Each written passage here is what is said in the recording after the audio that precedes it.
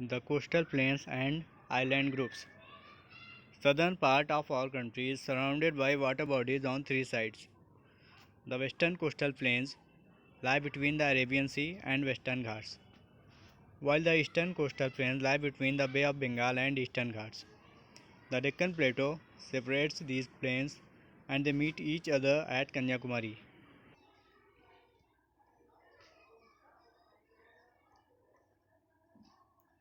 ये जो green colour दिख रहा है हमें यहाँ और यहाँ,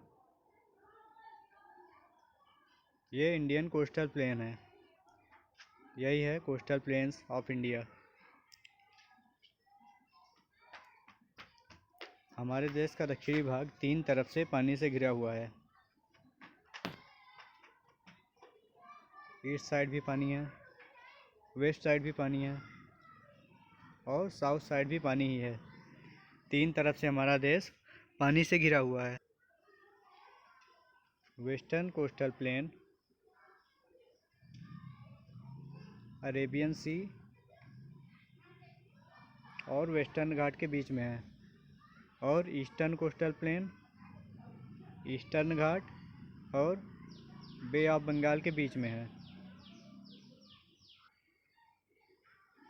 ये जो वाइट कलर दिख रहा है ये डेक्कन प्लेटो है। डेक्कन प्लेटो ईस्टर्न घाट्स को और वेस्टर्न घाट्स को अलग किए हुए रहता है, और ईस्टर्न घाट और वेस्टर्न घाट कन्याकुमारी में आपस में मिलते हैं। The western coastal planes.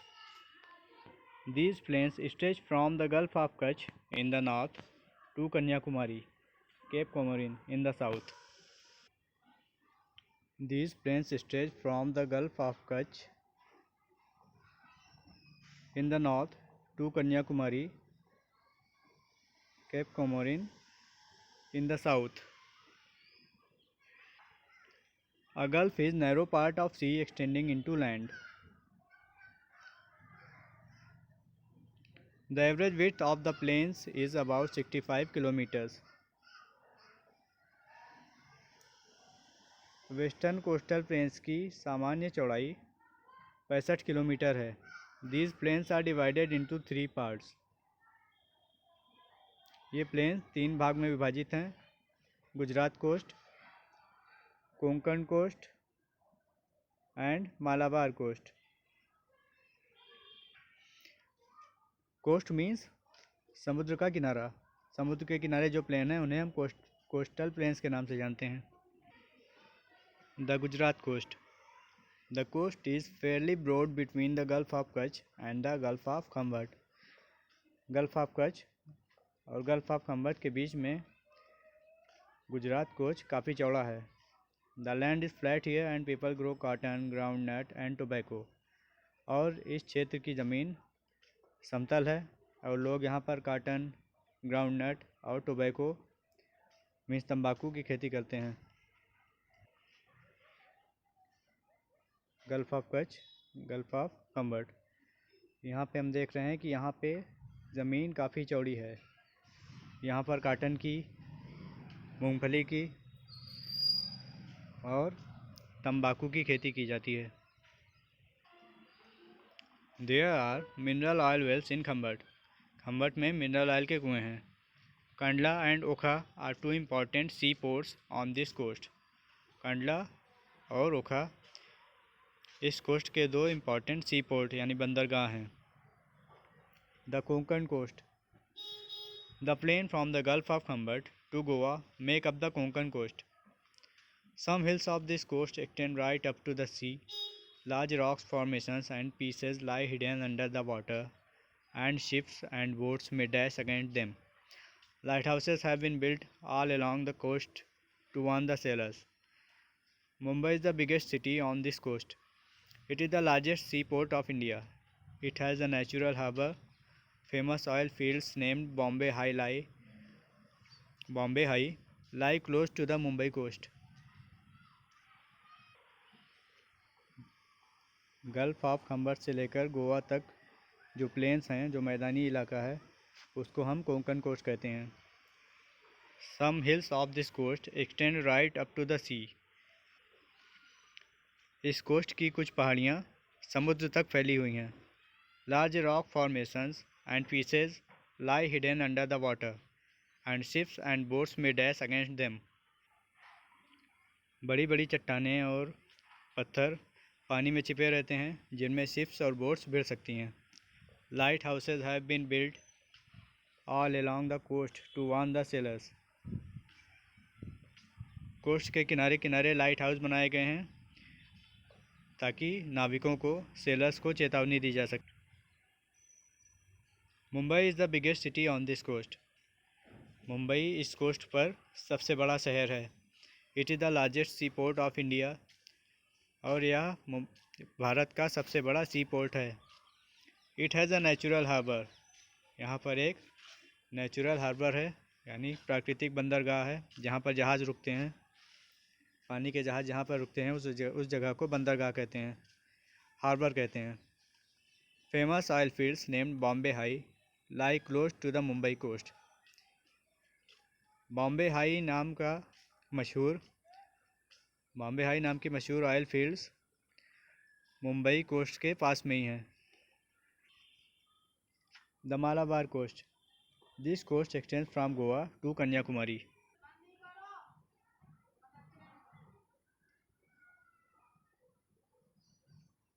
ये गुजरात कोस्ट है और गल्फ ऑफ खम्बस से लेकर गोवा तक कोंकण कोस्ट है.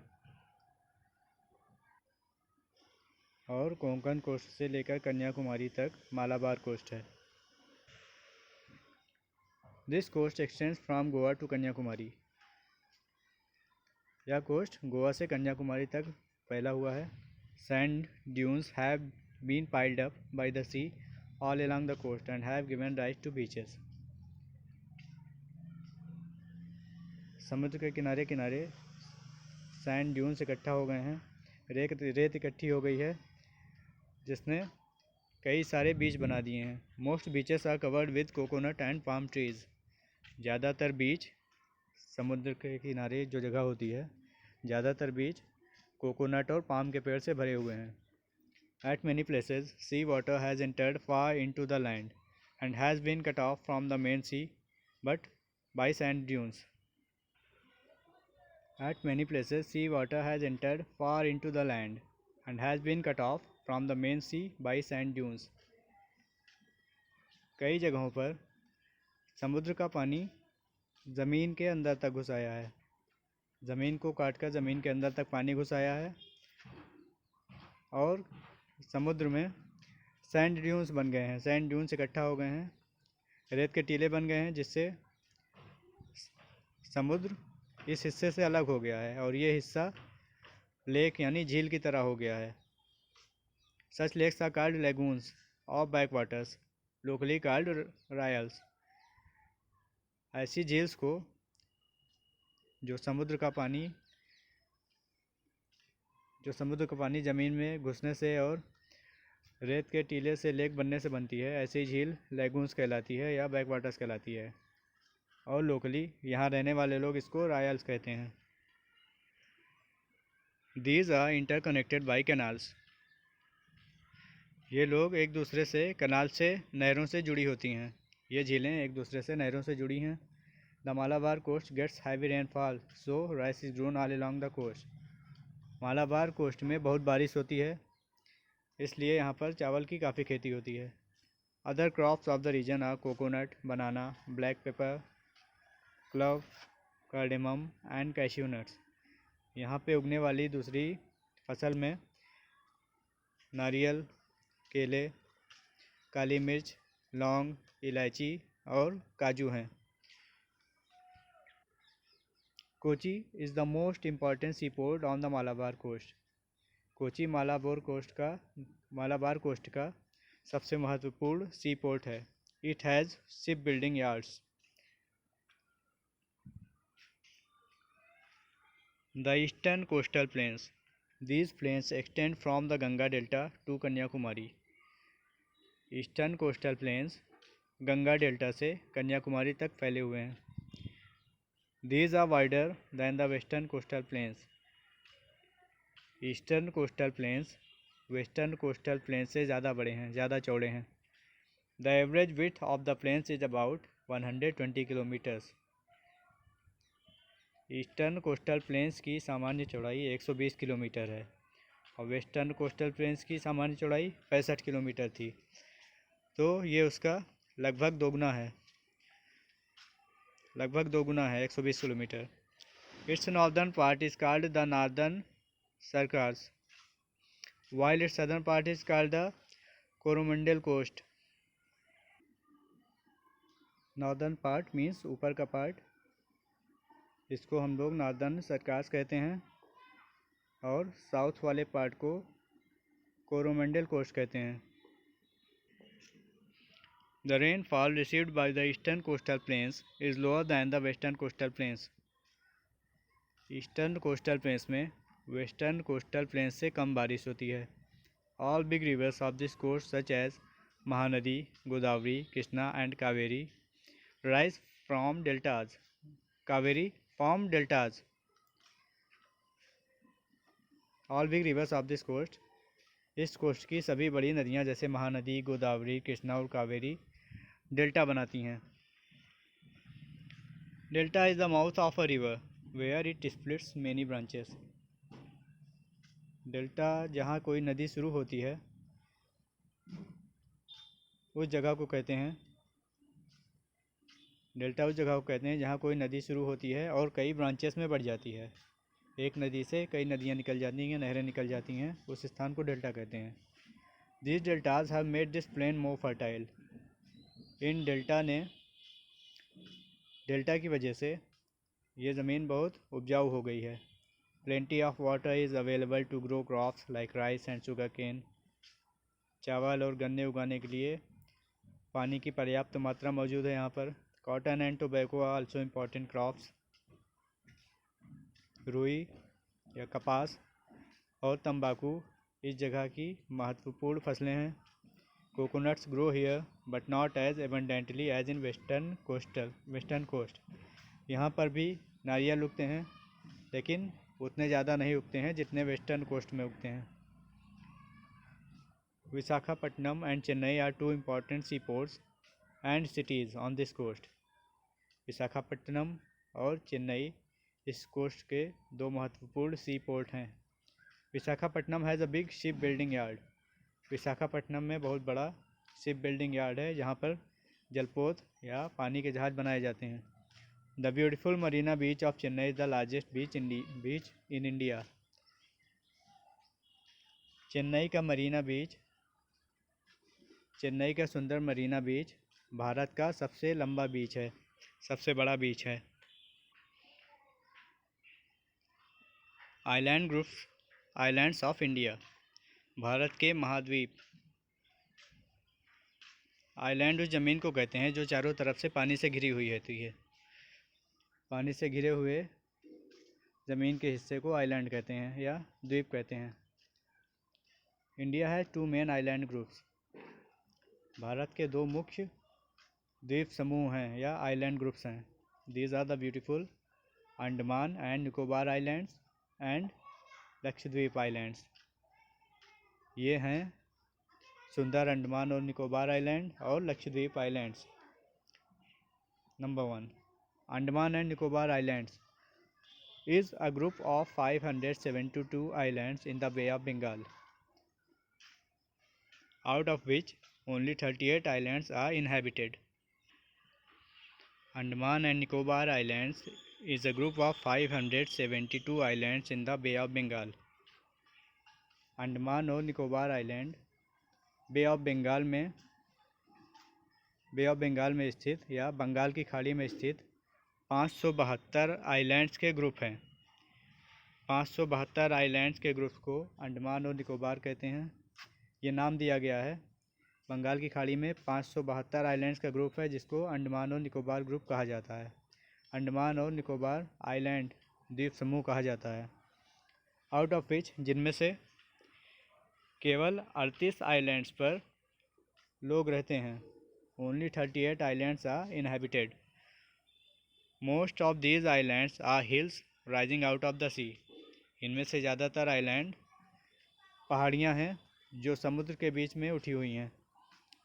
There are thick forest on them. उन पे घने जंगल हैं। The territories capital is Port Blair. और इन आइलैंड ग्रुप्स की इस क्षेत्र की राजधानी पोर्ट ब्लेयर है।